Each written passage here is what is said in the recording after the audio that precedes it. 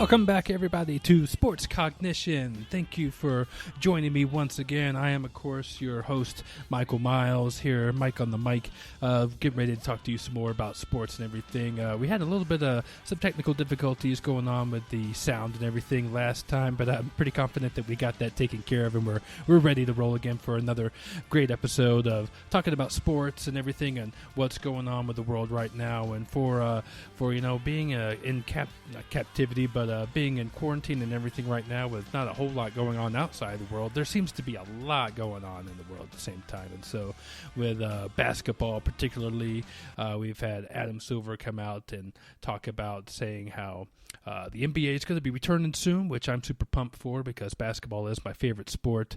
And I just, I've been waiting to see something. I think everyone's been clamoring for some sort of real-life sporting event going on other than, I don't know, anything. Well, I guess there's some soccer games going on and stuff that they're starting to get back to, so that's pretty exciting. I haven't had a chance to really catch any of that or anything, but hopefully I will at some point. But like I said before, I'm pretty excited about the NBA's return and everything, and I can't wait to get going with that. And so, there's like I said, there's a lot of things going on in the world right now. I feel like 2020 is just like, like right now the earth is a giant toilet bowl, and, every now and again you see this opening and this giant pile of crap just keeps getting put on us with, everything going on, at least in this country and everything. So hopefully I can bring you some joy and some happiness outside of all of that going on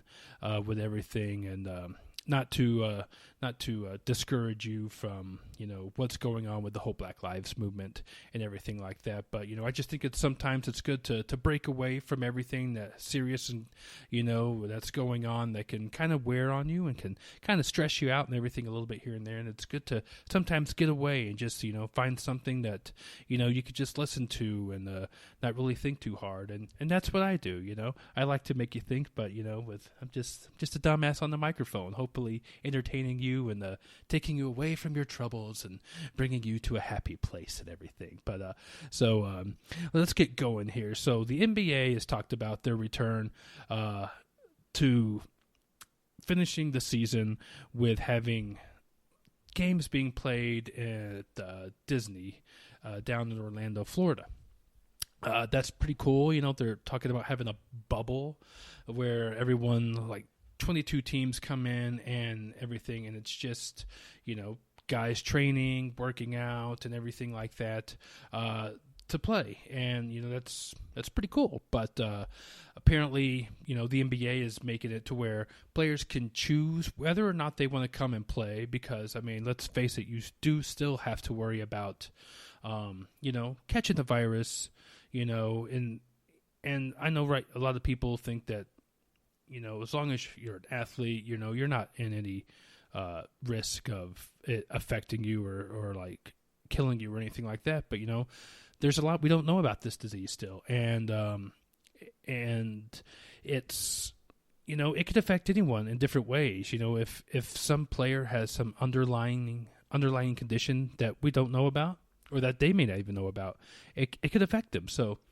I'm pretty understandable about players being cautious and coming back to and being around because your sweat is getting on each other, you're spitting on each other, not purposely, but you're communicating, your mouths are open, you're breathing heavy, you're all over the place, you're contacting each other. So there's bodily fluids being switched back and forth to each other throughout the games and everything.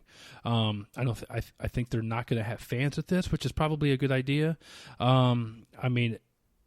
For the safety of the fans and everything. But when you're thinking about like the business of it and fans' enjoyment of watching the game without fans there, it may not be all that great and everything. But it doesn't really matter because ultimately the NBA wants the games to go on because they need that revenue money with the commercials and everything like that and the television deals. Players need their money as well so they can get paid, and that's totally understandable. And there's some players out there who who don't want to play because of health concerns, and then there's some players out there that don't want to play because of they feel like it's taking away from the Black Lives Matter movement. My opinion on that is I'm kind of more against that idea. I feel like playing the season, and not just for my own benefit, because if you don't, I've gone 3 months without any. I guess now it's almost 4 months now without any live sports, and so I'm kind of dealing with that pretty well, and so I'm starting to get used to that. And so for me, it's more or less like I feel like as a professional athlete, your best platform is being on that TV, is before, during, after games. So like you can always take to Twitter and things like that, but not everyone follows you on Twitter. But a lot more people watch ESPN and all these other sports news networks that get covered. So if you're doing something like at the beginning of the game in the shoot around, if you're wearing a T-shirt that says something like "I can't breathe" or "Black Lives Matter," or like a headband or something on your sneakers, or like even making like a physical gesture of like, I don't know, like national anthem being played, turn your back to it and put your fist in the air, anything like that, just like brings attention to the cause. Because I feel like I said in the last episode, during like every time these atrocious murders happen from a policeman killing an unarmed black person, instead of just arresting them or at least holding them until things get figured out, that the movement pops up, but then it tends to die out, and it kind of goes away, and you don't really hear about it until another murder happens. And so, we need to keep that going, that conversation going. We need to keep the attention going, so that this doesn't keep happening. You might, if anyone thinks differently than that, they would like to challenge me on that. I would implore you to let me know. Shoot me an email at sportscognition@gmail.com, or get at me at Twitter at sportscogpod. Let me know, if you have a different idea than what I do and you want to challenge my idea, let's have a conversation about it. That's what I always say about this podcast. It's about having a conversation and, talking it out instead of just, having a knee-jerk reaction on social media and just like, I can't believe he said that, I'm going to respond back to him, and yeah, and then, you just let your emotions get the best of you, and then what does that do? That does absolutely nothing. It solves nothing. It just keeps the flames, just keeps fanning the flames of anger and all of that stuff. So, personally, I feel like you have the best platform and the best way of keeping things going by playing the games, by having that platform, because right now, NBA, you're going to be the only gig in town, and all eyes, all sports fans, people who probably aren't even all that big basketball fans, are going to need something. They're going to come watch. They're gonna turn on the TV. They're gonna watch, because you know what? They don't have football. They don't have baseball. They don't have hockey. There's nothing going on except for like a few of the soccer leagues that are typically overseas and usually are playing around 7, 8 in the morning, something like that. So I feel like you're the NBA right now. You're the only professional sports league that is really on the cusp of being able to come back and play, finish out your season and everything. Baseball, God, who knows what's going on with that? That's a train wreck on its own. The NFL, luckily for them and for college football, season hasn't started yet. The only bad thing for college football is that there hasn't been any spring games or anything like that. So there's some concern about whether or not college football or NFL is going to, start right off, especially on the right time and everything. But the NBA, you guys, you're going to have so many eyes on you. It's not going to be funny. You guys are going to be on top. So I feel like this is the best bet for players to come out. use that platform because everyone's going to be watching. Everyone who agrees with you and everyone who doesn't agree with you. And that is the best way to get things going. You stir up a little bit of controversy, and, it makes headlines. It makes for good press, and people eat that up. People who agree with you and they're standing there cheering you on, and then people who disagree with you and are yelling at their TV sets like a bunch of idiots. They're going to be watching, and that's the best way to get the conversation going. So to me, I feel that Kyrie Irving is stated that he isn't really wanting to play because it takes away from the Black Lives Matter movement. But I think there's also some concerns about not just the Black Lives Matter movement, which is a valid concern.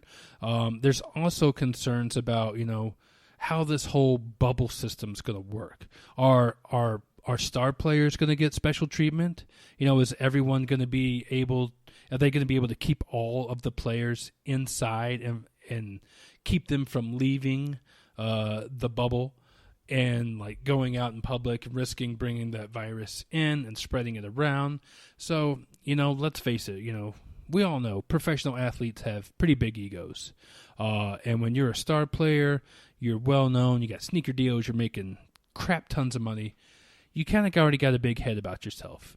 All athletes do. It's just the way it is. You kind of have to have that level of, I don't want to say egotisticness, but confidence, close to egotistic.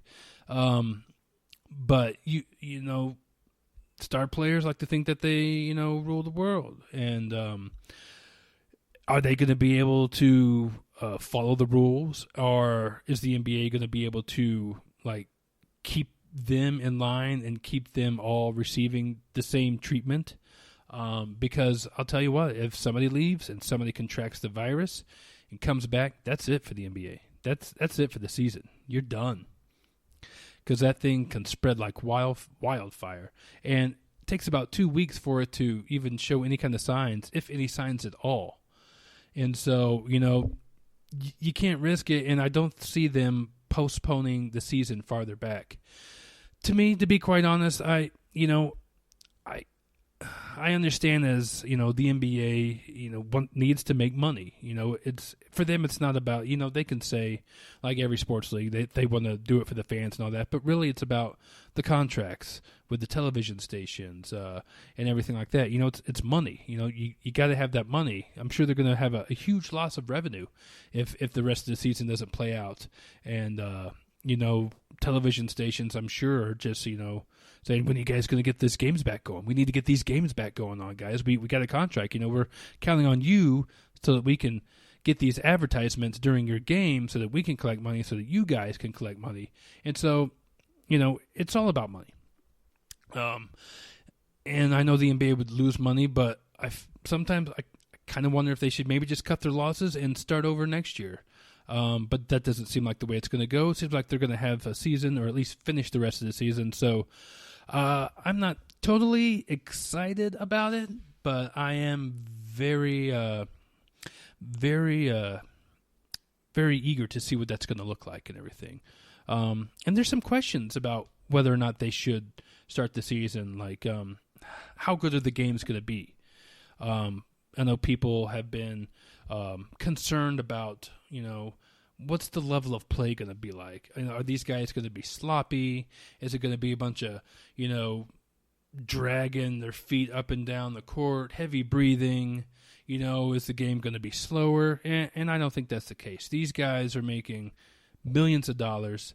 They're professional athletes. You can say what you want to about anybody personally. These guys are professionals. They know what it takes. They stay in shape year round.